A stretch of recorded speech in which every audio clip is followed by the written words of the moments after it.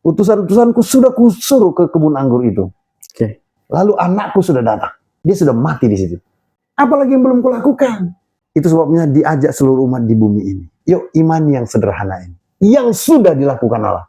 Gak usah dulu yang belum dilakukan Allah. Yang sudah dilakukan Allah pun kita belum bisa mengimaninya.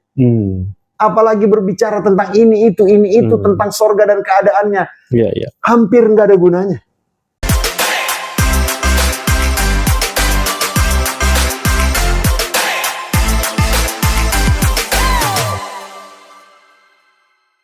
Shalom, saudara sekalian. Apa kabarnya? The Forgiven Church kali ini kita kembali di podcast Bible Meditation di pelajaran ke-11 Triwulan 1 tahun 2025 bersama Pendeta Manuntun Hutasoid dan juga saya Yoni Prasetya Tomo. Apakah saudara minggu lalu juga menyimak bagaimana podcast kita? Saya harap saudara juga tetap setia menonton kali ini dan pastinya Tuhan akan memberkati pembelajaran kita hari ini. Benar ya, Pendeta? Ya. Dan saya cukup senang di seminggu ini cuaca sudah tidak seperti minggu lalu yang curah hujan terlalu tinggi, Pendeta. Jadi doa dijawablah. Jadi kita bisa menikmati hari yang lebih teduh dan juga cuaca intensitasnya lebih ringan ya, Pendeta ya. Jadi aktivitas kita, jemaat dan relasi The Forgiven Church juga tidak banyak terganggu gitu ya. Baik, tidak terasa kita sudah sampai di pelajaran ke-11, Pendeta. Amen. Pelajaran ke-11 ini minggu demi minggu, ini pelajarannya menarik untuk disimak, dibedah, dan dicerna lagi dengan bahasa yang lebih mudah dimengerti. Benar ya, Pendeta ya? Apa yang menjadi judul yaitu adalah, apakah lagi yang dapat aku perbuat, katanya. Di sini terambil dalam kitab Yesaya sebenarnya ya, Pendeta ya. Saya akan coba baca di sini ya. Yesaya 5 itu dia nyanyian tentang kebun anggur. Di sini ada suatu kiasan, Pendeta ya. Pasti kiasan yang secara makna dalam hal harafiah adalah bangsa Israel pada kehidupan zaman Nabi Yesaya begitu ya. Kebun anggur ini adalah menggambarkan suatu entitas bangsa. Bisa dibilang adalah gambaran umat pilihan Allah yang dimana Tuhan ingin menunjukkan kasih dan keadilannya dan sebagai suatu peringatan untuk hidup sesuai kehendaknya. Amin. Dan saya yakin ini gampang-gampang susah, Pendeta. Terutama sekalipun umat Allah sendiri gitu ya. Nah, ayat-ayat tersebut menggambarkan suatu kebun anggur yang terpelihara dengan baik sebenarnya ya. Yang memang Tuhan pelihara. Dan sudah pasti ketika pemilik kebun anggurnya adalah Tuhan sendiri, pasti dia mengharapkan adalah kebun anggurnya menghasilkan suatu atau bahkan banyak buah. Dan buahnya tertentu adalah buah-buah yang baik, Pendeta. Tapi ternyata tidak juga tuh begitu ya. Saya coba bacakan di sini ayatnya. Yesaya 5 ayat 3, maka sekarang hai penduduk Yerusalem dan orang Yehuda, adililah antara aku dan kebun anggurku itu. 4, apalagi yang harus diperbuat untuk kebun anggurku itu yang belum kuperbuat kepadanya. Aku menanti supaya dihasilkannya buah anggur yang baik. Mengapa yang dihasilkannya hanya buah anggur yang asam? Saya tertarik, Pendeta, di Yesaya 5 ayat 4 ini. Pemilik kebun anggur berharap, berekspektasi supaya buah anggur yang dihasilkan tentu saja baik, Pendeta, supaya dapat dituai dan lain sebagainya. Tetapi sudah dinanti-nanti tetapi menghasilkan buah yang tidak baik, agak asam dan juga lain sebagainya. Ini kenyataan dan fakta harafiah bangsa Israel di saat itu berarti, Pendeta. Jadi kebun anggur ini adalah ratapan Nabi Yesaya sebetulnya. Ini adalah salah satu cara kreatif Tuhan ketika manusia telah jatuh ke dalam dosa. Tuhan ingin menuntun manusia itu hidup lebih baik. Artinya mereka harus menyadari bahwa kejatuhan mereka itu telah membuat mereka rentan untuk berbuat dosa dan memikirkan dosa. Tuhan mengamarkan selalu Sekalipun ya, sejak kejatuhan, manusia tidak lagi bisa bertatap muka dengan Allah face to face seperti itu dalam kemuliaan. Tapi Allah tidak tinggal diam membiarkan itu. Manusia bisa hangus oleh cahaya Allah kalau dia berkomunikasi dengan Tuhan seperti dalam keabadian dulu. Iya. Tapi Tuhan, ya namanya bukan Tuhan kalau dia tidak punya 1001 cara untuk mengkomunikasikan maksud dan tujuannya, yaitu penyembuhan dan pemulihan kepada umatnya. Banyak sekali cara Tuhan berkomunikasi. Ya. Melalui mendengar suaranya langsung bisa banyak orang mengalami. Melalui mimpi, dikejutkan setiap orang dalam tidurnya di tengah malam, diberitahukan semua amaran-amaran supaya dia tidak terjerumus ke dalam dosa. Dibuatnya orang gelisah. Melalui utusan-utusan sorgawi, misalnya, ya kan? Bisa datang serafim, bisa datang kerubim, ya malaikat bersayap 6, malaikat bersayap 4. Bisa juga malaikat yang mengambil rupa manusia, teofani, ya kan? Atau utusan-utusan manusiawi, yaitu nabi-nabi, abdi Allah, ya kan? Dibuat itu semua. Bahkan unsur-unsur semesta seperti tanah, air, udara, binatang, tumbuhan. Bayangin, binatang pun bisa bicara sama manusia. Manusia menangkap pesan Allah lewat binatang. Bileam misalnya dengan keledainya, ya kan? Salomo dengan cicak, dengan apa semua binatang dipakai Tuhan untuk mengkomunikasikan maksudnya. Bahkan tanah, air, udara, tanah terbelah pun menjadi cara Allah berkomunikasi atas pemberontakan Datan, Korah, dan Abiram misalnya. Gempa bumi melalui api, gumpalan-gumpalan api yang jatuh. Itu juga Tuhan bicara. Itu bicara kepada Elia demikian, ya kan? Jadi semuanya itu dengan memberi mereka berkat-berkat, ya kan? Ya. Dengan memberi mereka mukjizat, semua. Itu juga cara Tuhan berkomunikasi untuk menahan manusia itu dari dosanya. Melalui bahkan kesulitan-kesulitan, sakit penyakit, kegagalan, penderitaan, kekacauan. Itu juga Tuhan berbicara di situ. Dan yang termudah melalui ritual agama.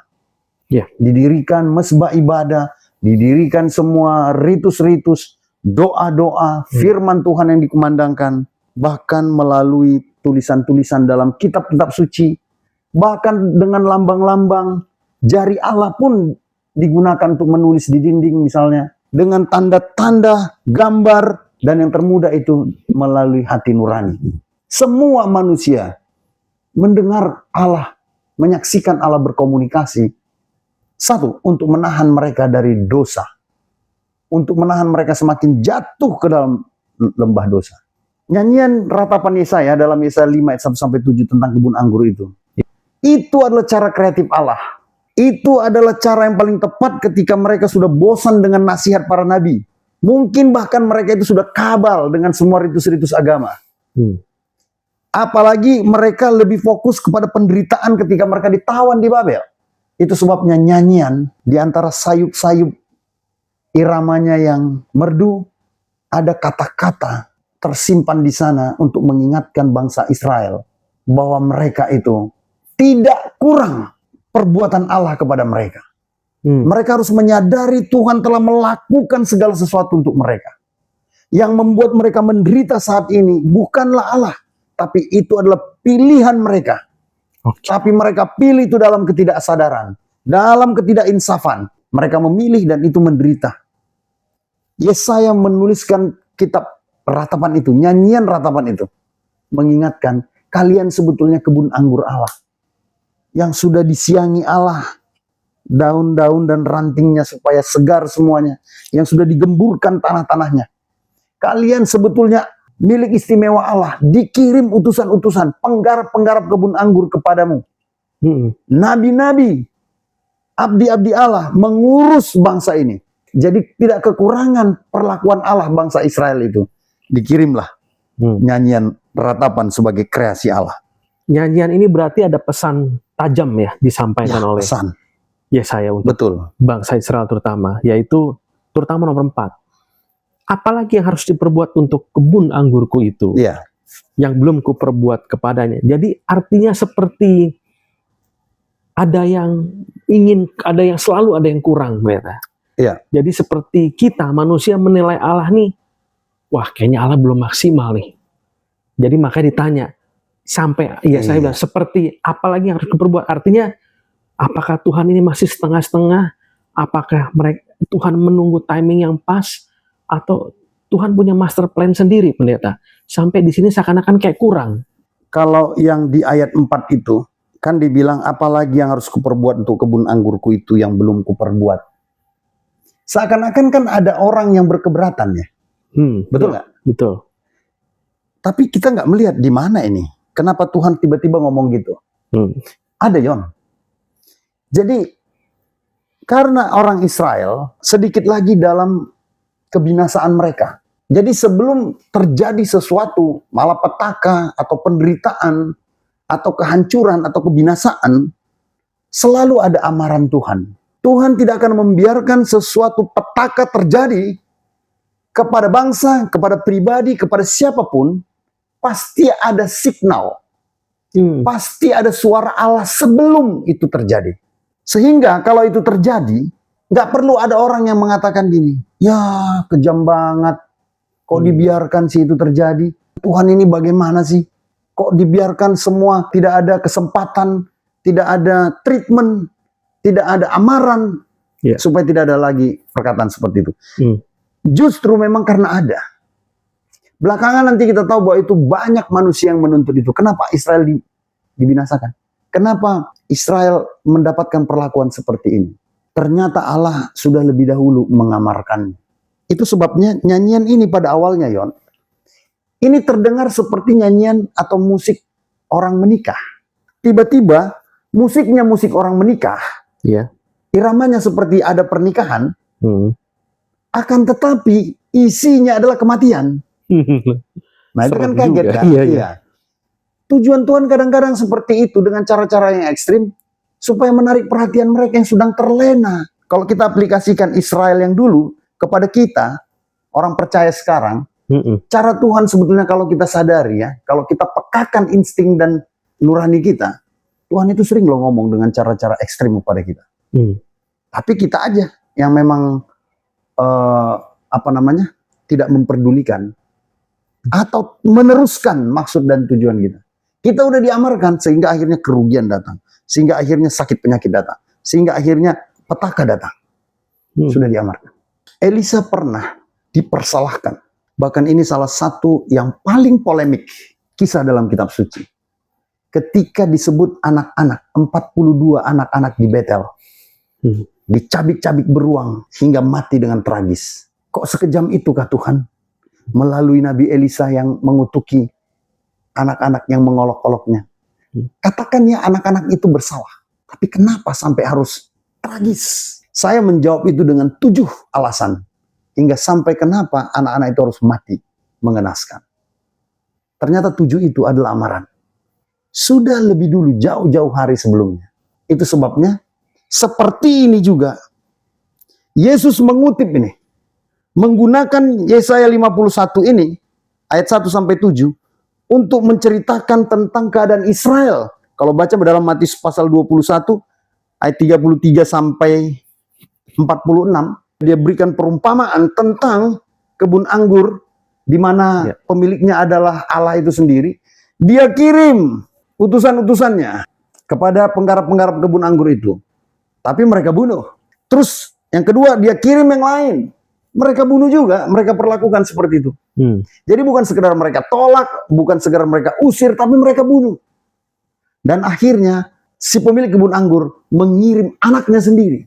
Dan sama. Bukan hanya ditolak, bukan hanya diusir, tapi dibunuh. Itu sebabnya, kalau suatu saat akhirnya datanglah petaka, datanglah bencana, datanglah kebinasaan, nggak perlu lagi dipertanyakan. Karena mereka lah yang mengundang semua itu untuk datang ke dalam kehidupan mereka. Penghakiman, penghukuman yang dimaksud bukan tangan Tuhan. Tetapi penolakan kita, kejahatan kita yang kita teruskan, itu menyedot energi gelap yang membawa petaka kepada diri kita sendiri. Setiap perbuatan, setiap pilihan punya konsekuensinya dan datang kepada siapapun yang menaburnya. Petaka atau kejadian yang tidak mengenakan apa yang terjadi dalam hidup manusia, amaran Tuhan itu sudah terlebih dahulu hadir. Bisa dalam bentuk suara, mimpi, atau mungkin dari sesuatu hal yang lain yang sudah sampai ke kita dulu. Tapi kita menutup mata dan kuping, bisa jadi. Menutup semuanya itu. Menutup mengeraskan semuanya. hati kita. Dan terlebih lagi ketika kita melakukan suatu kesalahan yang terus-menerus berulang, maka mendatangkan akibat buat kita. Kita merasa bahwa hukuman ini datang dari Tuhan, padahal tidak. Padahal tidak. Kita yang mengundangnya. Jadi itu Kita akibat. yang mengundangnya. Jadi intinya konsekuensi, meskipun pengampunan dari Tuhan itu selalu available, pendeta, tapi konsekuensi itu ada ya. Coba kita baca dalam kitab Ayub pasal 33. Contoh ini. Ayub 33 ayat 14. Karena Allah berfirman dengan satu dua cara. Coba bayangkan. Coba pahami ini. Allah itu berbicara dengan satu dua cara. Tapi orang nggak memperhatikannya. Boleh saja Allah berfirman itu dengan sangat halus mungkin. Dengan memberi kita berkat, dengan memberi kita kemudahan. Tapi kita anggap Allah itu wajib melakukan itu. Tapi kita tetap tidak mau berbalik dari perbuatan jahat kita. Ya kan? Maka ayat 15. Dalam mimpi, dalam penglihatan waktu malam, bila orang nyenyak tidur, bila berbaring di atas tempat tidur, maka ia membuka telinga manusia dan mengejutkan mereka dengan teguran-teguran untuk menghalangi manusia daripada perbuatannya dan melenyapkan kesombongan orang, untuk menahan nyawa daripada liang kubur dan hidupnya daripada maut oleh lembing. Dengan penderitaannya ditegur dari tempat tidurnya dan berkobar terus-menerus bentrokan dalam tulang-tulangnya. Perutnya bosan makanan, hilang nafsunya untuk makanan yang lezat-lezat. Susutlah dagingnya sehingga ia tidak kelihatan lagi tulang-tulangnya. Yang mula-mula tidak tampak menonjol keluar. Sampai nyawanya menghampiri liang kubur. Dan hidupnya mendekati mereka yang membawa maut. Artinya apa? Mimpi tidak diperdulikan juga. Sakit penyakit dibiarkan terjadi juga tidak diinsafi juga. Seperti inilah keadaan kita. Yang Allah terus bersuara. Dengan berbagai cara. Makanya John, kalau saya menerima berkat, saya menerima kelepasan misalnya, yang seharusnya kalau diperhitungkan, wah ini kena saya nih, celaka saya nih. Tapi saya lepas. Nggak bisa saya jelaskan kenapa saya lepas. Percayalah itu cara Tuhan. Boleh jadi hal yang pertama yang saya lakukan, memang bersyukur. Tapi yang kedua, saya introspeksi. Wow, kenapa Tuhan? Saya langsung cari cermin, yaitu cermin diri ini sendiri. Tuhan, terima kasih kau lepaskan aku dari maut. Adakah sesuatu yang tidak berkenan yang telah kupikirkan dan kulakukan kepadamu dan kepada sesamaku? Nah kalau tidak ada, maka syukurlah yang naik ke atas. Tapi kalau ada, itulah cara Tuhan yang indah untuk melepaskan kita. Itu dimulai dari yang paling mudah itu. Yang hampir orang sudah melupakan itu, bahwa itu adalah suara Tuhan. Nah kalau enggak, ya mungkin Tuhan akan biarkan lagi cara yang lain. Lewat sakit penyakit, lewat penderitaan, lewat kerugian. Pasti di sana Tuhan sedang menyampaikan pesan-pesan khususnya kepada kita. Nah itu sebabnya, kenapa terjadi malapetaka, kebinasaan, kerugian yang sangat fatal. Ini dia jawabannya. Coba kita buka dalam 2 Tawarik 36 ayat 16, sebab manusia sudah keterlaluan mengolok-olok utusan Allah, menghina segala firman-Nya dan mengejek nabi-nabinya. Oleh sebab itu murka Tuhan bangkit terhadap umat-Nya, sehingga tidak mungkin lagi pemulihan. Tidak mungkin lagi. Nah itulah yang terjadi dengan 42 anak di Betel. Ya. Kalau saya bisa jelaskan itu, kenapa kok sampai anak-anak di Betel itu mati dengan tragis itu? Tidak bisa kalah mereka dikasih lagi kesempatan?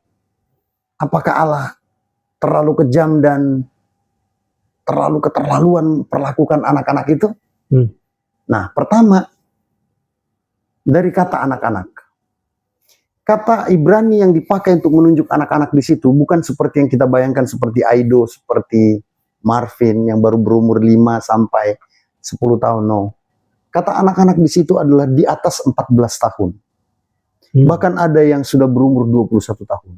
Di bangsa Ibrani, umur 21 tahun sudah bisa ikut perayaan di pusat bait suci. Ya kan? Umur-umur 14 tahun ke atas ini adalah anak-anak yang sudah mengambil keputusan di luar dari kehendak orang tuanya. Tapi memang mereka masih disebut sebagai anak-anak. Kategori 2. Anak-anak kategori 2 dalam bahasa Ibraninya juga ada khusus. Itu yang menunjukkan umur 10 tahun ke bawah. Jadi mereka sudah punya pertimbangan. Itu yang pertama. Dan itu adalah Betel. Betel itu artinya Bet Elohim. Itulah pusat peribadatan. Bet itu artinya rumah, El itu adalah Allah. Rumah Allah.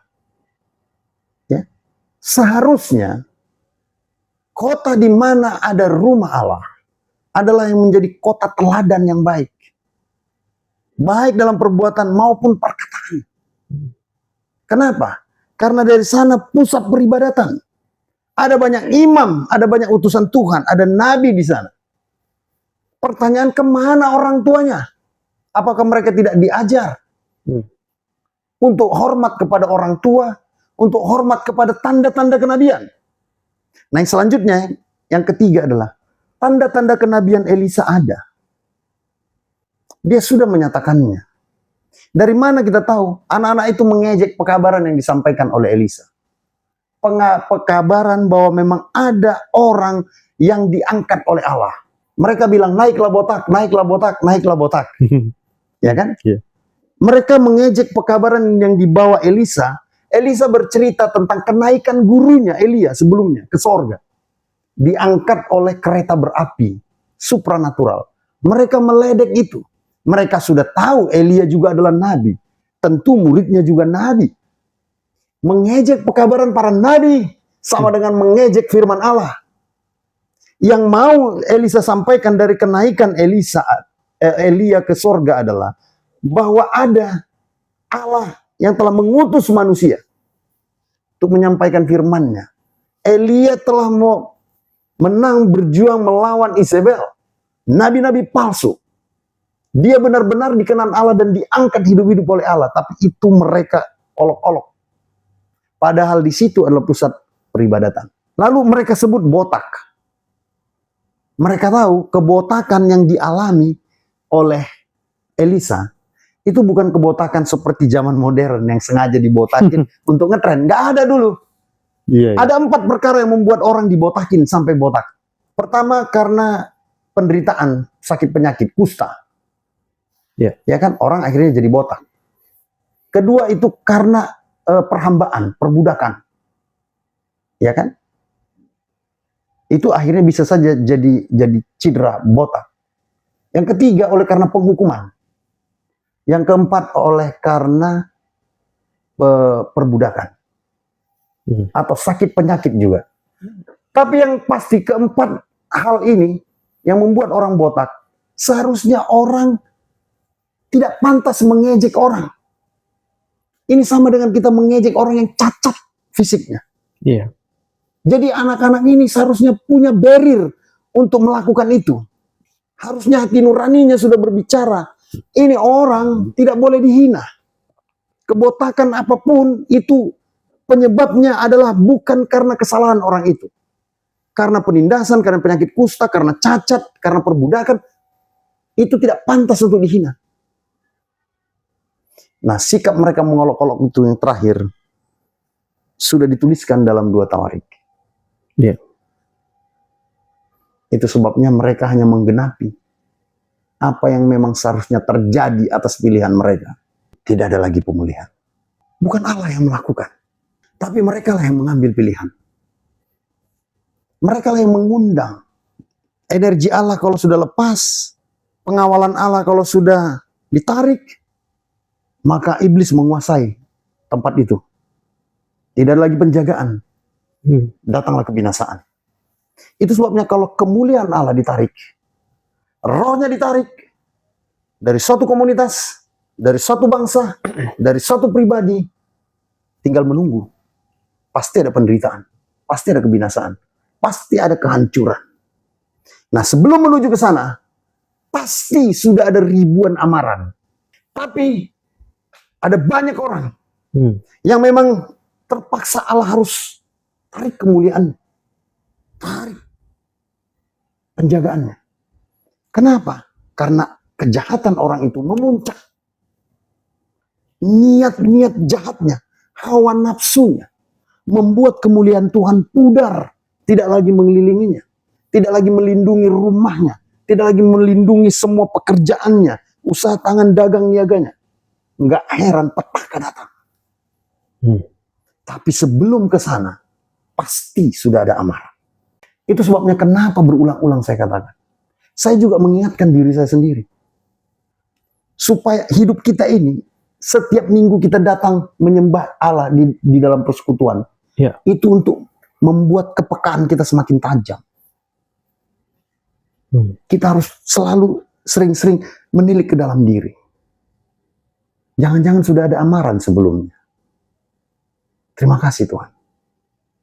Oke. Begitu. Saya mau bertanya, amaran ini kan berbagai macam cara, pendeta ya. Lalu syukur-syukurlah si manusia mendengarkan amaran dan bisa terluput gitu ya. Tapi pasti ada aja yang mengabaikan sampai hancur lah gitulah. Nah, ketika sudah jatuh, apakah tangan Tuhan bisa dibilang terlambat untuk menolong orang yang sudah jatuh, pendeta? Mengabaikan amaran. Kalau dia nggak insaf, Tuhan pun tidak bisa lagi memulihkan dia. Sekali lagi, bukan Tuhan tidak sanggup, tapi dia tidak layak menerimanya. Itu sebabnya bukan soal kejatuhan kita. Kalau kita sudah sempat jatuh, cepat-cepatlah kita sadar. Itu sebabnya ketika kita diberkati, kita harus sadar. Tapi ketika kita jatuh, kita juga harus sadar. Ketika kita sadar dan berbalik, kita serahkan hati kita kembali kepada Tuhan, maka Tuhan kirimkan kembali banyak fasilitas, banyak dukungan untuk memuluskan jalannya naik kembali. Namanya udah jatuh. Tapi kalau dia nggak berdiri, nggak tersadar, dia akan terus jatuh. Tapi kalau dia tersadar, dia kembali. Pasti Tuhan kirim. Dia tinggal bilang, Tuhan terima kasih. Kau izinkan kesulitan ini supaya aku insaf. Aku tahu. Aku telah jauh daripadamu. Sekarang kembalikan hatiku. Ku angkat tanganku, tolong aku. Aku pasti bisa berjalan di dalam jalan-jalanmu kembali. Pasti Tuhan bantu. Tuhan pertama berikan kekuatan, beri semangat yang baru. Dan dia kasih dukungan-dukungan sampai. Baik, pendeta. Artinya sebenarnya kasih karunia Tuhan sanggup untuk meraih seseorang yang mau insaf berarti. Iya, betul. Tapi karena Tuhan memiliki kehendak bebasnya juga dikirim kepada manusia, dia tidak memaksakan kehendak juga. Itu dia. Itu ya. Ya, Tuhan gak pernah memaksa siapapun. Tapi kalau seseorang sadar, selalu ada 1001 jalan untuk memulihkannya. Mungkin yang membuat seseorang jatuh itu hanya satu jalan. Tapi untuk membuat dia pulih ada 1001 jalan. Banyak jalan. Banyak. Itu disediakan Tuhan. Yang menjadi problem adalah sering sekali kita ini udah jatuh, tidak sadar makin jatuh lagi. Kenapa? Karena tahap pertama itu lewat. Makanya saya nggak mau melewati tahap pertama, yaitu berkat. Itu cara Tuhan ngomong sama kita. Kalau saya dapat berkat, saya selalu tanya. Itu yang saya bilang, saya dapat handphone ini, kan saya tanya, Tuhan, kamu bersabda sama siapa sih ini? Kamu bersabda sama aku atau sama istriku, Tuhan? Oh, Tuhan bilang langsung, enggak, sama istrimu. Oh iya benar juga, karena saya udah sering dapatan begini. Tuhan sabar ya sama istri saya, sampai dia percaya. Seperti kau telah buat aku percaya. Gitu loh. Saya langsung nanya ini. Waktu saya terima itu, handphone itu, Yon, saya udah sempat berprasangka buruk. Ibu ini mau apa nih dari saya? setelah ini dia mau ajak saya kemana nih, kan gitu kan. Iya, iya. Tapi setelah dia pergi, kami telepon suaminya, saya tahu ini datang dari Tuhan. Di sepanjang jalan saya sudah tahu, Tuhan, kamu apa dariku? Apakah ini sabda buatku atau siapa nih gitu. Iya. Nah, 3 hari kemudian kami pergi ke Jogja. Di perjalanan di Jogja saya ngomong sama istri saya, sebenarnya Tuhan bicara sama kamu, Han. Lewat ini, saya bilang, supaya kamu nggak gentar lagi. Banyak cara Tuhan. Banyak cara. Nah, apalagi kalau saya jatuh, apalagi kalau saya gagal, apalagi ketika saya menghadapi masalah, apalagi ketika saya sakit, saya tahu, oh ini keras sekali nih Tuhan, kok sampai sakit saya. Iya. Berarti yang pertama saya abaikan nih. Iya. Gitu, Yon. Jadi amaran pertama diabaikan. Iya. Jadi kita harus menguji lah gitu pendeta ya. Dan Yon, satu-satunya yang melatih kepekaan itu, ya, adalah komunikasi kita dengan Tuhan. Oke. Alat komunikasi kita adalah nafas kita. Itulah doa kita. Nggak perlu dengan kata-kata yang hebat-hebat. Tarik aja nafasmu, niatkan saja. Ya Tuhan, iya, aku salah. Angkat, tarik nafasmu begitu. Oke.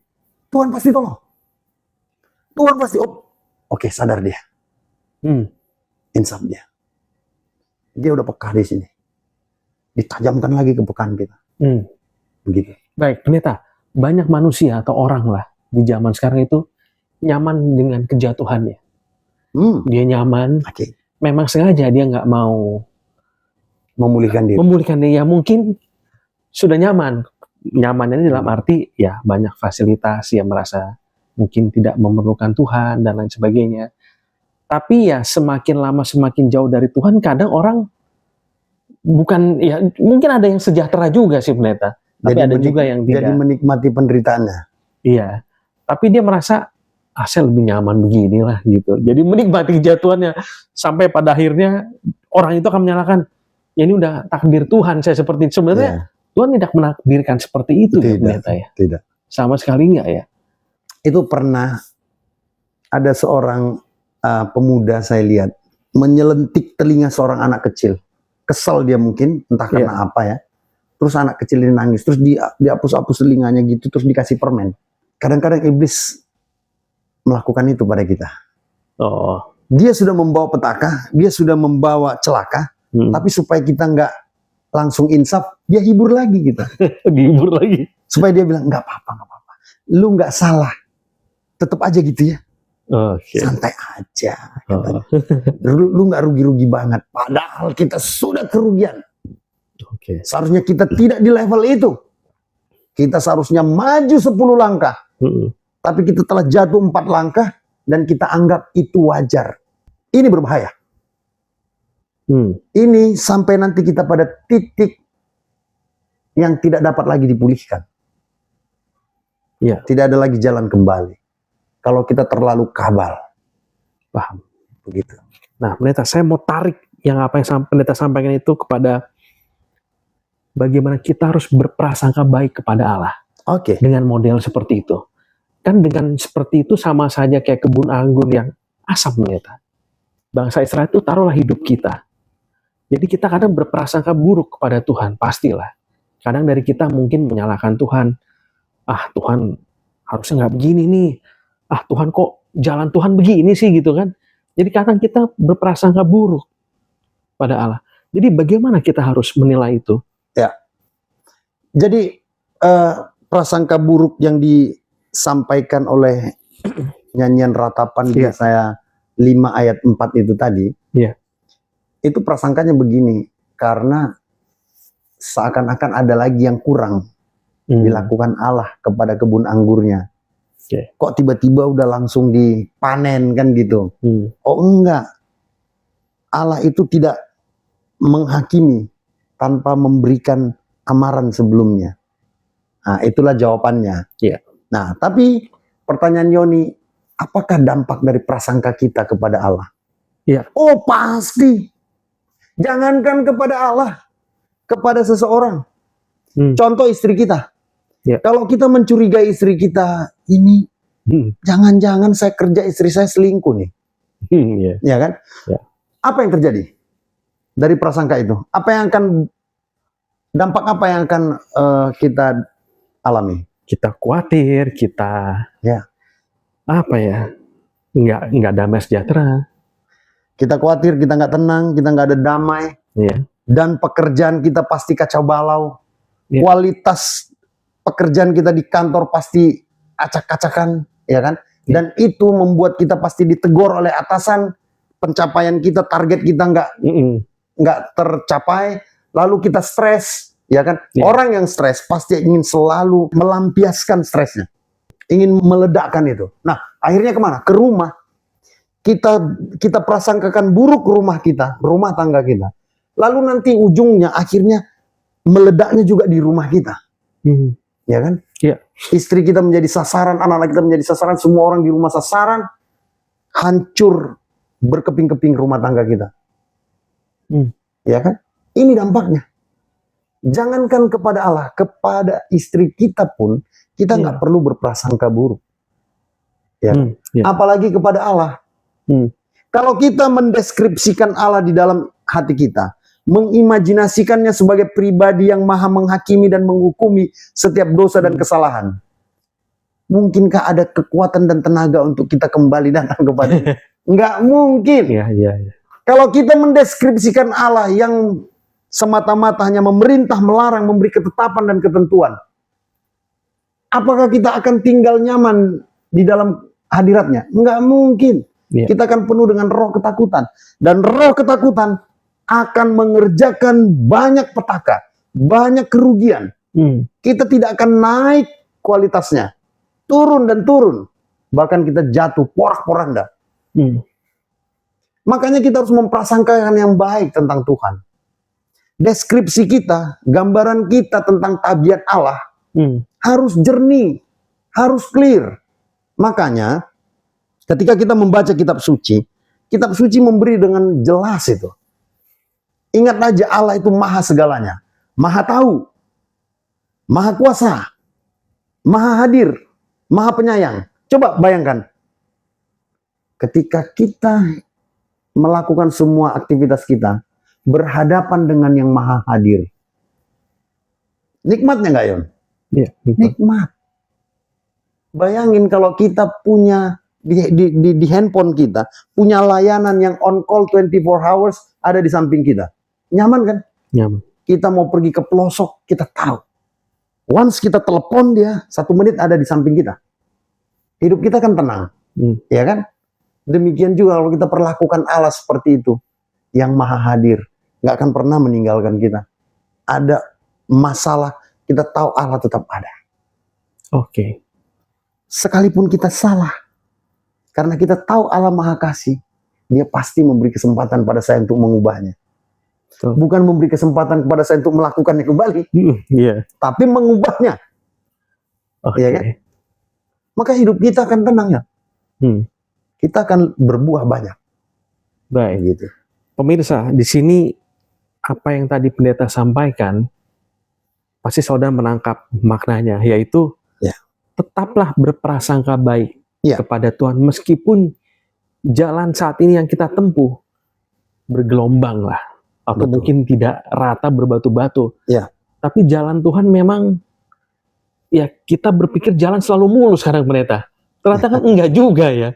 Dia tetap berprasangka baik kepada Allah. Seperti halnya juga, apalagi ya contohnya dari pendeta ke manusia, istri kita. Agar kita mengalami damai sejahtera, kita harus berprasangka baik kepada sesama kita juga. Betul. Baik, Yakobus 1 ayat 17. Pendeta. Yang sudah pasti, kitab suci menyatakan Allah adalah sumber segala yang terbaik dan yang sempurna pastinya. Betul. Jadi kita tidak perlu lagi berprasangka buruk ya. Berprasangka jelek gitu ya. Setiap pemberian yang baik dan setiap anugerah yang sempurna datangnya dari atas, diturunkan dari Bapa segala terang. Padanya tidak ada perubahan atau bayangan karena pertukaran. Jadi setiap apa yang baik, setiap anugerah yang sempurna itu datang dari Bapa. Itu yang harus kita insafi setiap saat. Hukum Taurat sendiri pun, Yon. Keinsafan, kesadaran tentang apa yang telah diperbuat Allah kepada kita. Ini penting memberi kekuatan dan energi pada kita. Coba kita lihat ini ya. Ulangan 8 ayat 5 bilang begini, maka haruslah engkau insaf, bahwa Tuhan Allahmu mengajari engkau seperti seorang mengajari anaknya. Nah, apa konteksnya ini? Itu konteksnya ada pada ayat 4 bilang begini, pakaianmu tidak menjadi buruk di tubuhmu, dan kakimu tidaklah menjadi bengkak selama 40 tahun ini. 40 tahun mengembara ya. Haleluya. Iya. Yon, coba. Pakaian nggak pernah ganti, nggak pernah menjadi buruk, nggak pernah menjadi luntur. Dia tetap selama 40 tahun. Kita beli pakaian sekali sebulan bisa jadi. Iya. Sekali 3 bulan, sekali setahun. Paling tidak setiap hari raya besar kita beli pakaian. Kita beli baju baru ya. Tapi orang Israel dianugerahi oleh Tuhan pakaiannya sekali 40 tahun. Tidak menjadi buruk. Dan mereka berjalan kaki setiap hari. Iya. Tapi kakinya nggak menjadi bengkak. Kita baru jogging hari Minggu ke GBK. Iya ya, Car Free Day Kaki ya. kita udah pegel, udah minta diurut. Nah, Tuhan bilang apa? Berkat ini kau harus perhitungkan membuatmu insaf. Siapa sih yang insaf tentang bisa beli pakaian? Iya. Siapa sih yang bisa insaf ketika kakinya sehat-sehat aja, habis badminton nggak sakit, ya kan? Habis jogging di GBK atau Car Free Day nggak pegel. Ini yang maksud Tuhan, syukuri segala perkara-perkara yang tampaknya kecil dalam hidupmu, tapi sangat berarti. Belajarlah mensyukuri dari perkara kecil ini. Dengan syukur itu membuat kesadaran. Insaf itu sadar. Mindfulness. Iya. Insaf artinya bertobat, tobat artinya sadar. 3 kata ini sama, itu menunjuk hal yang sama. Kalau dalam bahasa Inggris mindfulness, kepenuhan pikiran, sadar, nggak ada yang kosong dalam pikiran kita. Jadi ketika mendapat berkat sekecil ini pun, jadikan itu alat untuk insaf di hadapan Tuhan. Nah, makanya saya bilang harus ke sini dulu. Jadi kalau ini lewat, dipukul pun kita nggak insaf-insaf. Iya, iya. Makanya banyak orang ketika dengar firman, ketika dengar firman, padahal firman itu untuk dia. Wah, dia cuma muji-muji pendeta. Wah, hebat pendeta firmannya. Makasih ya pendeta. Ya kan, dia senang aja. Iya. Ya, tapi nggak mengubah dia. Dia nggak insaf karena itu. Dia cuma semangat dia, tapi insaf tidak. Ya kan? Bahkan cilakanya dia bilang, wah bagus pendeta, khotbahnya sering-sering khotbah gitu pendeta. Biar orang sebelah saya sadar. Orang lain dia bilang sadar. Kan? Bukan dirinya. Gitu. Padahal khotbah di mimbar itu cara Tuhan untuk menajamkan kepekaan kita. Bahwa itu kita katakan adalah sabda Allah. Allah berbicara untuknya. Makanya setiap orang yang mengerti ini, dan meyakini ini, setiap pendeta sudah mulai berdoa, mau memulai pekabarannya, dia tarik nafas panjang. Tuhan, hembuskan nafasmu, bicara kepadaku, agar firman ini berkuasa, meneguhkan hatiku, dan mengubahku lebih baik lagi. Yang sudah pasti bahwa tidak ada kasih yang lebih besar, pendeta, daripada seorang sahabat yang memberikan nyawanya. Yohanes 15 ayat 13. Nah, kita akan menjadi insaf. Kita melihat pengorbanan Yesus ini. Kita melihat dari sini, pendeta. Insaf itu kan artinya sadar bahwa Tuhan, saya ini salah, dan sebagai korban penebusan salah, maka Engkau mengutus anakmu yang tunggal untuk menebus saya. Ampuni saya Tuhan, saya insaf, saya salah. Jadi keinsafan seperti itulah yang Tuhan inginkan berarti, pendeta ya? Betul ya. Yan, pernah nggak dalam hidupmu mengalami seseorang datang kepadamu menutupi kesalahanmu? Menutupi kesalahanmu aja dulu. Belum menanggungnya ya. Pernah. Beda ya, menutupi kesalahan artinya misalnya kamu salah, terus dia bilang, enggak Yoni nggak salah tuh. Sebetulnya gini, dia jelasin. Nah kalau menanggung gini, Yoni nggak salah, tapi gue yang salah di situ. Pernah nggak mengalami hal semacam itu di hidup? Untuk yang menanggung mungkin belum ya? Belum ya. Oke. Kalau menutupi mungkin pernah. Ada seorang bapak, ada baru datang ke Facebook saya, seorang bapak di Indonesia. Jadi anaknya dituduh kurir narkoba. Oke. Jadi dia harus dipenjara 1 tahun 8 bulan. Padahal anaknya lagi sekolah. Bapaknya bilang, udah, aku yang menanggung. Jadi dia dipenjara, dihukum boleh gitu.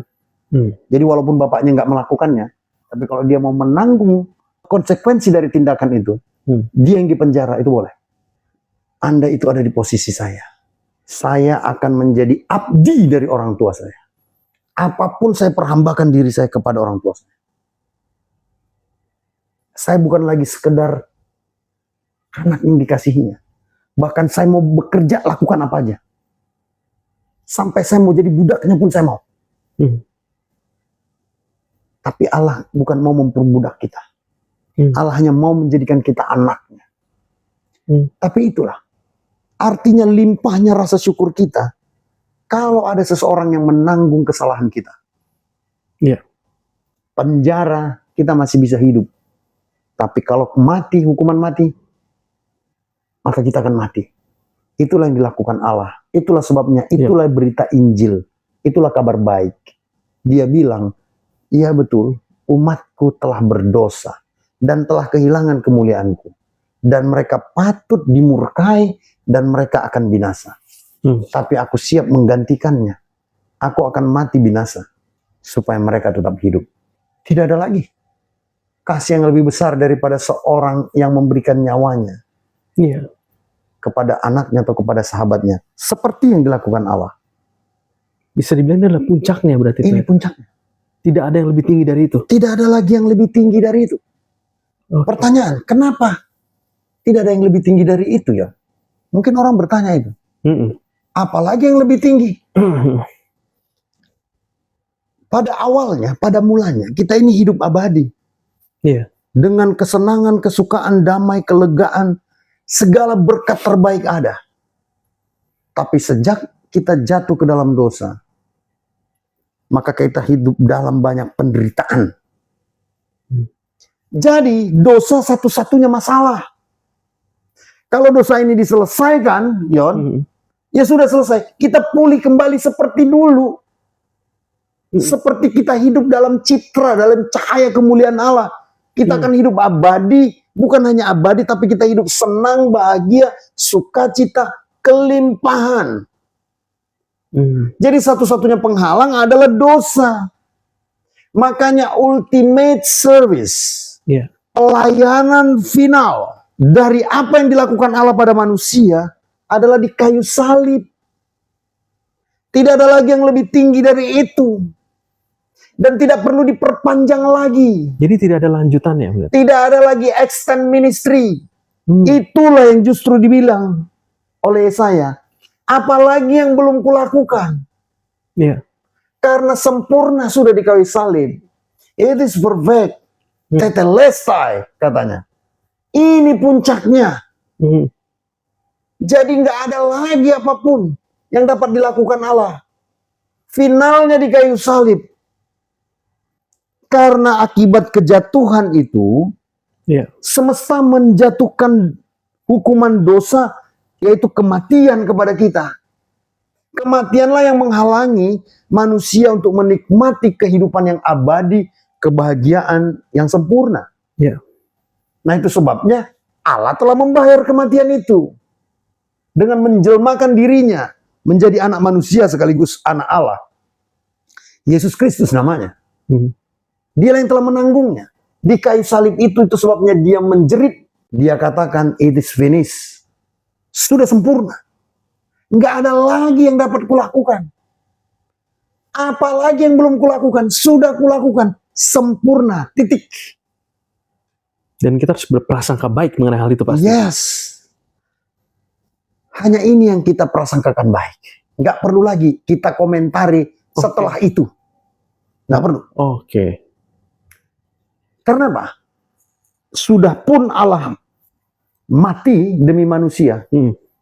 Ada masih jutaan bahkan miliaran orang yang belum mengimaninya. Betul. Jadi untuk apa kita bercerita tentang kemuliaan yang akan datang? Nggak ada gunanya. Nggak punya efek apa-apa. Nggak usah bercerita tentang bagaimana kenikmatan sorga. Nggak perlu. Karena itu nanti efek yang secara otomatis saja. Masalah terbesar kita dulu, kalau kita percaya bahwa Allah telah menyelesaikan bagi kita, puncaknya ada pada salib. Dengan demikian iman itu akan membawa kita kepada kemuliaan yang lain. Kehidupan yang abadi, ya kan? Dengan segala kenikmatannya yang tidak terceritakan oleh mulut. Melampaui kata-kata kita, melampaui pikiran dan imajinasi kita. Jadi buat apa ngomongin sesuatu yang melampaui salib? Nggak penting. Nggak penting. Itu sebabnya bukan sorga yang menjadi impian kita, tapi kematian Kristus. Di situ kita minta Tuhan menyempurnakan semua harapan kita. Kenapa? Karena sorga nggak layak bagi kita. Sebelum kita mengerti ini semua, sebelum kita menerima dengan iman semua ini. Artinya, ngapain kita ngomongin pelajaran di tingkat mahasiswa? Kalau kita SD aja pun belum menjalani gitu loh. Seperti itu. Tapi yang paling penting adalah Yesus katakan untuk kita di bumi ini, pelayanan yang disalib itu sempurna sudah. Nggak bisa diperpanjang lagi. Nggak perlu ada yang ditambah lagi. Makanya dia tanya, apalagi yang belum kulakukan? Aku udah datang, juru kabarku sudah kuutus. Utusan-utusanku sudah kusuruh ke kebun anggur itu. Lalu anakku sudah datang. Dia sudah mati di situ. Apalagi yang belum kulakukan? Itu sebabnya diajak seluruh umat di bumi ini. Yuk imani yang sederhana ini. Yang sudah dilakukan Allah. Gak usah dulu yang belum dilakukan Allah. Yang sudah dilakukan Allah pun kita belum bisa mengimaninya. Apalagi berbicara tentang ini itu, tentang sorga dan keadaannya. Hampir gak ada gunanya. Ya, itu hanya mengaktifkan imajinasi kita saja. Tapi untuk membuat kita berbuah di dalam roh dan kebenaran. Percaya bahwa Allah telah menyelesaikan seluruh proses keselamatan kita. Puncaknya ada di salib. Itulah yang menjadi ultimate faith kita. Puncak dari iman kita. Pendeta, terima kasih untuk penjelasannya. Baik pemirsa, saya sedikit compile atau summarize di pembelajaran sekolah sahabat kita hari ini, bahwa apalagi yang harus kuperbuat adalah suatu gambaran kebun anggur yang Tuhan sudah sediakan dengan pengerja terbaik yang sudah sediakan demi menghasilkan buah yang tentunya baik. Namun ada kalanya terjadi buah yang tidak baik gitu ya. Tetapi semua apa yang Tuhan rancangkan itu sudah tidak perlu dipertanyakan. Kenapa? Semua sudah Tuhan lakukan. Bahkan anaknya sampai dikorbankan. Dan pada akhirnya anaknya mengajarkan pelayanan sebagai roh untuk memunculkan buah-buah roh di kebun tersebut.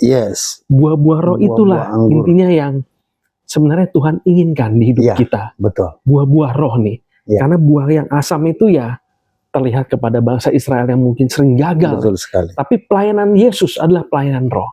Buah-buah roh itu yang harus kita munculkan. Dan sudah pasti ketika buah-buah roh muncul, kita bisa dibilang adalah sebagai orang-orang yang sudah insaf. Sadar. Kita sadar bahwa ternyata kita tidak perlu mempertanyakan lagi Tuhan. Kita sadari semua yang Tuhan sediakan buat kita lebih dari cukup. Kita terima, imani, dan jadilah berbuah. Baik, pendeta bila mana ada ingin closing silakan. Itu sebabnya turun saudara-saudara, nyanyian ratapan ini sebagai cara Tuhan yang kreatif untuk memberitahu, untuk memberikan pembelaan terhadap dirinya atas penghakiman mungkin datang dari golongan manusia maupun golongan malaikat. Di ayat 3 dikatakan, maka sekarang hai penduduk Yerusalem dan orang Yehuda, adililah aku, adilah antara aku dan kebun anggurku. Tuhan sanggup membela dirinya. Seandainya seluruh manusia yang ada di bumi bahkan seluruh malaikat yang ada di luar bumi bersama-sama mendakwa, menghakimi apa yang telah diperbuat Allah. Allah tetap benar. Allah tetap sanggup membela dirinya. Itu sebabnya pemeriksaan kita terhadap apa sebetulnya yang dibuat oleh Allah sama sekali tidak mempengaruhi apapun dalam kabar Injil yang telah diberitakan oleh Allah kepada manusia. Sama sekali tidak memberi signifikansi apapun. Karena apa? Allah lah yang justru membela kita. Kita nggak perlu membela Allah. Sebab dari dulu hingga sampai saat ini dan untuk selama-lamanya, Allah itu maha segala-galanya. Maha kuasa, maha hadir, maha tahu, maha pengasih dan penyayang. Itu sebabnya tidak ada keraguan apapun. Setiap lutut akan bertelut, setiap lidah akan menyembah bahwa Allah adalah Allah pengasih dan penyayang kepada umatnya untuk selama-lamanya. Dan apapun keputusan dan apapun yang diperbuatnya adalah yang terbaik bagi semua umatnya. Tuhan memberkati kita. Baik, ya. Terima kasih pendeta. Saudara juga pasti sudah melihat bagaimana keputusan dan juga kesimpulan yang pendeta sampaikan, bila itu menjadi pembelajaran buat saudara selama seminggu ini. Baik, pendeta bisa tutup juga dalam doa untuk saat ini acara kita. Kita berdoa. Kami telah menerima kasih karunia Allah. Sekalipun kami telah jatuh ke dalam dosa, kami tidak dapat bertatap muka kembali dengan Allah seperti nenek moyang kami terdahulu. Tapi Allah punya 1001 cara untuk berbicara kepada kami umatnya. Dia menghembuskan nafas abadinya, rohnya kepada kami, sehingga kami mempunyai kepekaan yang tajam. Naluri dan insting kami dijernihkan dan dimurnikan. Batin dan jiwa kami siap menangkap semua pesan-pesan ilahi. Ada banyak utusan-utusan yang dikirim Allah kepada kami untuk menyatakan segala kehendak-Mu. Sebelum kami jatuh ke dalam pencobaan, sebelum kami terpuruk ke dalam penderitaan, Allah telah berbicara. Itu sebabnya hari ini Tuhan, pekakanlah naluri kami, batin kami. Tajamkanlah ya Tuhan, insting kami untuk menangkap semua pesan-pesan dan maksud Tuhan. Agar keadaan kami dapat segera dipulihkan dan kami hidup menerima berkat-Mu dalam segala kelimpahan. Terpujilah nama-Mu, diberkatilah kami dari hari ini sampai selama-lamanya. Di dalam nama Yesus Kristus kami mengucap syukur. Amin. Haleluya. Amin. Haleluya. Baik saudara, jangan lupa apabila saudara ingin belajar Alkitab lebih lagi, ingin didoakan, ingin konseling atau bahkan ingin dikunjungi oleh pendeta Manuntun, jangan lupa hubungi nomor yang sudah tampil di layar kaca saudara. Demikian, sampai jumpa di minggu selanjutnya di pelajaran ke-12. Haleluya, Tuhan memberkati. Sampai jumpa. God bless.